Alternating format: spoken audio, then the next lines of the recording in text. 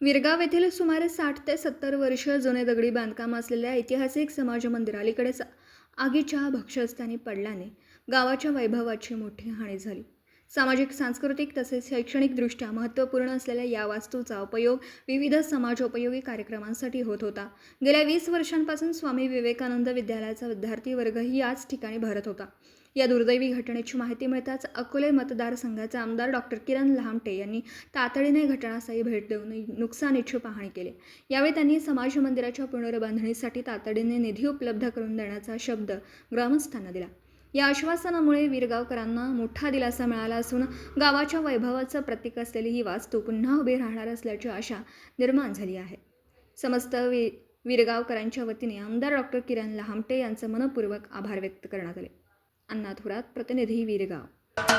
महाराष्ट्राचे सर्वमान्य दैनिक समर्थ गावकरी अहमदनगर, पुणे, नाशिक, जळगाव, धुळे, नंदुरबार, सोलापूर, कोल्हापूर, सांगली, सातारा, मुंबई, ठाणे, पालघर, रत्नागिरी, रायगड, सिंधुदुर्ग, नांदेड, उस्मानाबाद, बीड, औरंगाबाद, नागपूर, गडचिरोली, भंडारा, गोंदिया, अकोला, यवतमाळ, बुलढाणा येथून एकाच वेळी प्रसिद्ध होणारे एकमेव दैनिक, सर्वसामान्य जनतेचे खुले व्यासपीठ.